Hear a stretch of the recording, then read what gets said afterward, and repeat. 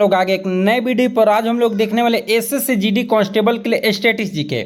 और मैं बता दूं कि एसएससी जीडी कांस्टेबल के लिए इंपॉर्टेंट नहीं है, चाहे आप किसी भी एग्जाम की तैयारी कर रहे हैं और उस एग्जाम में स्टैटिस्टिक्स जीके से क्वेश्चन आता है तो समझ लीजिए कि ये इंपॉर्टेंट क्लास है। और कोई ऐसा आजकल का एग्जाम नहीं है जिसमें स्टैटिस्टिक्स जीके का क्वेश्चन ना है। और मैं बता दूं एसएससी जीडी कांस्टेबल में कम से कम यहाँ से क्वेश्चन 8 से 10 तो आने ही आने वाले हैं। देखिए टोटल 20 क्वेश्चन आने वाले हैं जिसमें से स्टैटिस्टिक्स जीके कितने आने वाले हैं 8 से 10। तो सबसे ज्यादा अगर आप लोग को ध्यान देना चाहिए वो स्टैटिस्टिक्स जीके पे देना चाहिए। अगर प्रॉपर स्टैटिस्टिक्स जीके पे आप ध्यान देते हुए चलते हैं तो आप उतना बेहतर करेंगे जितना खुद से वादा नहीं है। अगर बेहतर करना है तो पूरे वीडियो को वॉच करिए, आप निश्चित बेहतर करने वाले हैं। चलिए हम लोग पढ़ेंगे क्या चीज, शास्त्रीय नृत्य के बारे में पढ़ेंगे। मैं बता दूं कि इसके पहले मैं एक क्लास चलाया हूं स्टैटिस्टिक्स जीके का, आपने नहीं देखा है तो सबसे पहले उस वीडियो को देख आइए जिसमें मैंने आप लोग को टॉपिक्स बताया था कि ये कौन कौन से टॉपिक्स आप लोग क्या करने हैं, पढ़ने हैं। इन सभी टॉपिक्स की क्या किया गया है, चर्चा किया है, बारीकी से इन सभी के बारे में बताया हूं, कहां से कितने नंबर के क्वेश्चन एग्जाम में आते हैं। इसके बाद में देखिए इसके बारे में मैं पढ़ा चुका हूं कि शास्त्रीय नृत्य विधाएं क्या होती है और इनके लेखक भरत मुनि नाटक शास्त्र के हैं जिनको पंचम वेद के नाम से जानते हैं। और कुल कितने हैं, शास्त्रीय नृत्य की कुल संख्या 8 है, लेकिन संस्कृत मंत्रालय के अनुसार कितना है, 9 है। संगीत नाटक अकादमी के अनुसार कितना है, 8 है। इन सभी के बारे में पहले वीडियो में मैंने पढ़ा दिया है और आपने नहीं देखा है तो जाके उस वीडियो को देख के आइए और फिर इस वीडियो को देखिए, बारीकी से समझ में आएगा। और ये देखिए इसके बारे में मैंने ये सबके बारे में आप लोग को डिटेल बता दिया है। इसके बारे में बताया है कि भारत नाट्यम का संबंध किस राज्य से है, सब कुछ डिटेल बताया, सब कुछ, एक भी मैंने छोड़ा नहीं है। ओडिसी का संबंध, ये 8 जो हैं इन सभी के बारे में बारीकी से चर्चा किया हूँ। आपने नहीं देखा है तो सबसे पहले उस वीडियो को जाके देख के आइए। हम लोग शुरू करने वाले हैं भारत नाट्यम। भारत नाट्यम के बारे में ये सबसे पुराना है, सबसे पुराना, इसको सादिर के नाम से भी जानते हैं। एग्जाम में पूछा जाता है कि सबसे पुराना शास्त्रीय नृत्य कौन है, तो आपको याद रखना है कि सबसे पुराना शास्त्रीय नृत्य कौन है, भरतनाट्यम है। और इसका एक और नाम क्या है, सादिर है। क्या नाम है, सादिर है, बहुत इंपॉर्टेंट है। और इसके बाद आपको याद रखना है कि अन्य नाम कौन है, दासी अट्टम है, अग्नि नृत्य है। अग्नि नृत्य और दासी अट्टम। अग्नि नृत्य क्यों कहा गया सुनिएगा, क्योंकि देखिए भारत नाट्यम जो है ना ये मंदिरों को समर्पित है। किसको, मंदिरों को। और मंदिर में जब भी इसके बारे में डांस किया जाता था, देखिए पुराने जमाने में होता ये था कि जब भी मंदिरों में क्या किया जाता था, हवन वन किया जाता था, सुबह में दीप उप जलाया जाता था, उस समय क्या किया जाता था, इस नृत्य को किया जाता था। तो उसीलिए इसको अग्नि नृत्य के नाम से भी जाना जाता है कि जब क्या हवन किया जाता था मंदिरों में, उस समय इस नृत्य को प्रस्तुत किया जाता था। तो याद रख लीजिएगा। दासी अट्टम इसको क्यों बोला गया है, क्योंकि जो भी दासी रहता था मंदिर में, जो भी पुजारी रहता था, जो भी दासी रहता था, वही इस नृत्य को करता था। याद रखेंगे, इसीलिए इसका एक नाम क्या है, दासी अट्टम, अग्नि नृत्य। ये दोनों इंपॉर्टेंट है और आप लोग समझ गए होंगे। और इनके बारे में जो जानकारी मिलता है ना हमें, ये 2 पुस्तक से जानकारी मिलता है। कितने पुस्तक, 2। भरतनाट्यम की जानकारी हमें कितने पुस्तक से मिलती है, 2 पुस्तक से मिलती है। शिल्पा विकारम, शिल्पा विकारम, जिसके लेखक कौन है, इंग्लो अदिलंग। देखिए इंग्लो अदिगल कौन है, इंग्लो अदिगल जो है इसके लेखक है किसके, शिल्पा विकारम के, जो कि हमें किसकी जानकारी देती है, भरतनाट्यम की जानकारी देती है। दूसरा है क्या, अभिनय दर्पण, इसके लेखक है नंदिकेश्वर। कौन है, नंदिकेश्वर। आपसे एग्जाम में क्या पूछेगा, आपसे एग्जाम में पूछेगा कि बताइए भरतनाट्यम की जानकारी हमें कितने पुस्तक से मिलती है, तो आपको याद रखना है 2 पुस्तक से। और वो पुस्तक कौन कौन से हैं, तो शिल्पा विकारम है और क्या, अभिनव दर्पण है। और ये देखे पूछेगा कि शिल्पा विकारम के लेखक कौन है, तो इंग्लो अदिगल है। और क्या, अभिनव दर्पण के लेखक कौन है, तो नंदिकेश्वर है। कौन है, नंदिकेश्वर। ये दोनों बुक का नाम याद रखना है, जिससे हमको क्या चीज़ की जानकारी मिलती है, हमें भरतनाट्यम की जानकारी मिलती है। और इसके बाद से देखिए ये मंदिरों को समर्पित है। अभी मैं बताया कि ये जो है भरतनाट्यम किसको समर्पित है,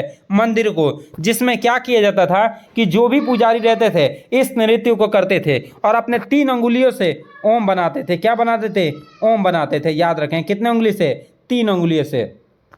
देखिए बारीकी से आप लोगों के लिए बहुत हम लोग मेहनत कर रहे हैं, और आप अभी तक मेरे चैनल को सब्सक्राइब नहीं किए हैं तो प्लीज़ चैनल को सब्सक्राइब कर दीजिए। आपके एक सब्सक्राइब करने में मात्र 10 सेकेंड लगेंगे, लेकिन उससे हम लोग को बहुत मदद मिलती है, इसलिए आप सब्सक्राइब कर ही दीजिएगा।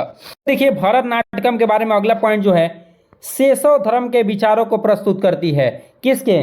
शैशव धर्म के विचारों को प्रस्तुत करती है। और नृत्य का आरंभ जो होता है आला रिपु से होता है। किससे होता है? आला रिपु से। भरतनाट्यम की जो शुरुआत होता है ना, भरतनाट्यम नृत्य की शुरुआत जो होता है ना, वो आला रिपु से होता है। किससे? आला रिपु से होता है। याद रखेंगे, एग्जाम में पूछा जाता है कि भरतनाट्यम की शुरुआत किससे होता है, तो आला रिपु से। और ये जो है मंदिरों को तो समर्पित है, लेकिन किस मंदिर को? तो शिव के मंदिर के विचारों को प्रस्तुत करती है। शिव के मंदिरों के विचारों को क्या करती है? प्रस्तुत करती है। कौन? भरतनाट्यम। याद रखिएगा, बहुत इंपॉर्टेंट है। अगला देखिए क्या है, इसमें 6 भाग शामिल है। किसमें? भरतनाट्यम में कितने भाग शामिल है? 6। एक है आला रिपु। आला रिपु से क्या होता है? शुरुआत होता है, आरंभ होता है। और दूसरा है क्या? जाति स्वरम, मतलब नृत्य भाग है। और क्या? शब्दम के समय लघु सवनाय वर्णम है, जो एक कहानी है जिसमें नृत्य और नृत्य दोनों को शामिल किया गया है। अगला क्या है? पदम है। और क्या? तिलाना है। तो लास्ट स्टेप, शुरुआत स्टेप आपको याद रखना है और लास्ट स्टेप याद रखना है, बाकी को याद नहीं रखना है। आपसे पूछा जाए कि भरतनाट्यम की शुरुआत किससे होती है, तो आला रिपु से होती है, और लास्ट जो होता है तिलाना से होती है। लेकिन अगर पूरा याद कर जाते हैं तब तो इससे बेस्ट तो कुछ हो ही नहीं सकता है।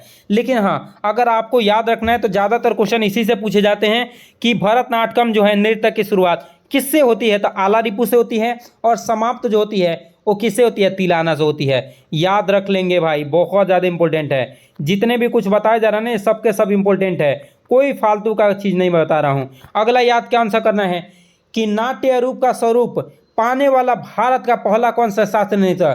भरतनाट्यम। मैं बताया ही था कि सबसे पहले वो जो नृत्य आया था वो कौन था? भरतनाट्यम था। कौन था? भरतनाट्यम। और दूसरा पॉइंट समझिए कि कट्टा, मुंह, हस्त, मृदा, इसमें 3 अंगुलियों को जोड़कर ओम का प्रतीक निर्मित किया जाता है। मैंने बोला था कि भरतनाट्यम शिव के मंदिरों को समर्पित है, और इसमें क्या 3 अंगुली को जोड़कर क्या बनाया जाता है? हमें इसमें ओम बनाया जाता है। 3 अंगुली को जोड़ लिया जाता है और ओम का निर्माण किया जाता है। एग्जाम में क्या पूछेगा कि बताइए कौन सा वो नृत्य है जिसमें 3 अंगुलियों को मुड़कर, मूर्ख, हस्त और मृदा, जिसमें 3 अंगुलियों को जोड़कर ओम बनाया जाता है, तो कौन सा है? कौन सा है? भरतनाट्यम है। कौन सा? भरतनाट्यम। देखिए अभी मैंने आप लोगों को बताया था कि प्रारंभ भी याद रखना है और अंत कौन होता है? तिलाना से। तिलाना से याद रखेंगे, एग्जाम में पूछा जाता है। अगला देखिए क्या है, नट्टूवार, मतलब भारत के शिक्षक भारतनाट्यम के कविता का पाठ करता है। नट्टूवार जो है वो भारतनाट्यम के कौन है? शिक्षक हैं, जो भारतनाट्यम में कविता पाठ क्या करते हैं। अगला देखिए क्या है, धुन के लिए कर्नाटक संगीत का प्रयोग होता है। देखिए किसी भी डांस को करने के लिए धुन की तो ज़रूरत पड़ती है, आप लोग जानते हैं। बिना धुन का तो आप डांस नहीं कर सकते हैं। तो कोई भी नृत्य किया जाता है ना, तो उसमें डांस की ज़रूरत पड़ती है। तो देखिए जब भी ये धुन किया जाता है ना भरतनाट्यम, तो उसमें कौन से धुन का प्रयोग किया जाता है?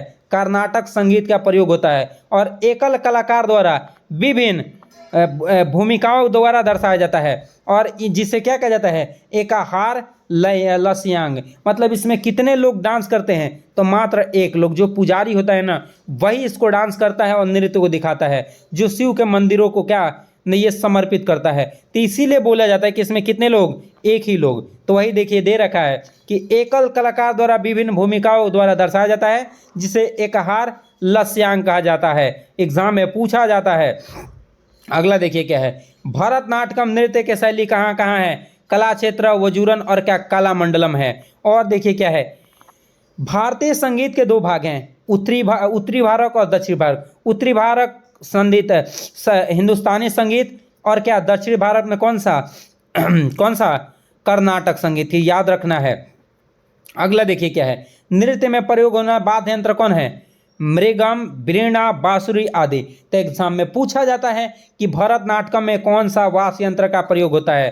तब मृदगम, वीणा और बांसुरी का उपयोग किया जाता है। अगला क्वेश्चन याद रखने के, भरतनाट्यम पर ब्रिटिश सरकार ने 1910 में प्रतिबंध लगा दिया था। क्यों? क्योंकि देखिए बहुत सारे ऐसी बच्चियाँ थी जो कि क्या कर रही थी, जहाँ के मंदिरों में डांस कर रही थी और इस नृत्य को करती थी। तो इस पर क्या रोक लगा दिया गया था कि नहीं, ये डांस नहीं कर सकती है। लेकिन फिर भी ब्रिटिश सरकार ने इस पर क्या लगा दिया था, बैन लगा दिया था। कब? 1910 में। और भारतनाट्यम के चित्र जो है चिदबम्बर मंदिर तमिलनाडु के गोपुरम पर स्थित है, याद रखेंगे इस मंदिर को।